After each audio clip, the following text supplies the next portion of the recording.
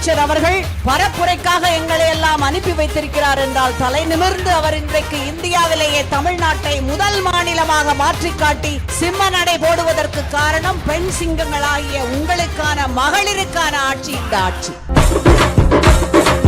Delhi out of control அப்படின்னு சொல்றது நம் திராவிட முன்னேற்ற கழகம் திமுக முதல்வர் திராவிட மாடல் முதல்வர். காஷ்மீரில் இருந்து கன்னியாகுமரி வரை என்று எல்லாவற்றையும் ஒற்றைத்தன்மையாக மாற்றி பன்முகத்தன்மையை சிதைக்கின்ற கூட்டாட்சி தத்துவத்தை பாழ்படுத்துகிற பாரதிய ஜனதா கட்சி தமிழ்நாட்டிற்குள் கால் வைக்க பார்க்கிறது.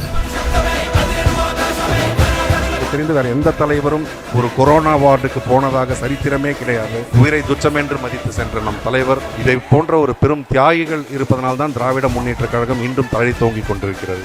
இந்தியா முழுக்க வருஷம் 4000 பேர் இன்னைக்கு டாக்டர் படிக்கிறாங்கன்னா அது நம் திராவிட மாடல் முதல்வர் நடத்தின சட்ட போராட்டத்தினால. ஸ்டாலின் சும்மாவா? எத்தனை சோதனை வந்தாலும் வெற்றியினை கண்டுவர்தான் திரு மு.க. ஸ்டாலின். அவர்தான் நம் முதல்வர், அவர்தான் நம் தலைவர். என் தலைவன் தளபதி மு.க. ஸ்டாலின் ஒரு மாநில அரசில் உட்கார்ந்து கொண்டு இந்த மக்களுக்கு என்ன செய்ய போகிறான் என்பதை கூட உங்களால் கண்டுபிடிக்க முடியவில்லை என்று சொன்னால், மோடி அவர்களே, இந்த நாட்டின் பிரதமராக இருப்பதற்கு நீங்கள் தகுதியானவரா? தளபதி மு.க. ஸ்டாலின் தகுதியானவர்? துணிச்சல் மிக்க ஒரு முதலமைச்சரிடத்திலே தமிழ்நாடு இருக்கிறது. ஒன்றிய அரசு எனக்கு பணம் தரவில்லையா, பரவாயில்லை, IAS, IPS, IFS என்று தமிழர்களை உருவாக்கி காண்பிப்பேன். அதற்காக கொண்டு வந்த திட்டம் தான் நான் முதல்வன் திட்டம்.